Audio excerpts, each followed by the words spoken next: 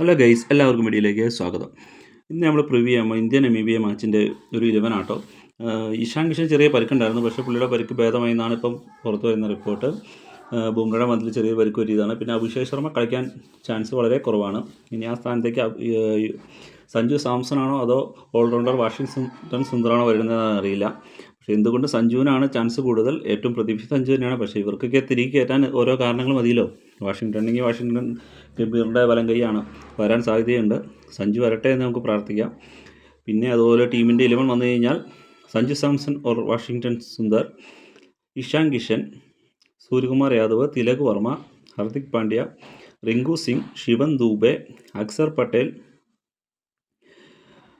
Jasprit Bumrah, Varun, Arshad Singh or Mohammed Siraj, പിന്നെ last വരുന്ന വരുൺ ചക്രവർത്തി. കുൽദീപ് യാദവിന് ടീമിൽ സ്ഥാനം ഉണ്ടാവില്ല എന്ന് നമുക്ക് ഉറപ്പാണ്. വരുൺ ചക്രവർത്തി കളിക്കും. അപ്പം പിന്നെ സഞ്ജു അഭിഷേക് ശർമ്മയ്ക്ക് വരുമെന്ന് നമ്മൾ പ്രതീക്ഷിക്കാം. സഞ്ജു വന്നാൽ അടിപൊളിയാവും കളി. ഇവിടുത്തെ ഹയസ്റ്റ് സ്കോർ എന്ന് പറയുന്നത് 275 അങ്ങനെ എന്തോ സ്കോറാണ്.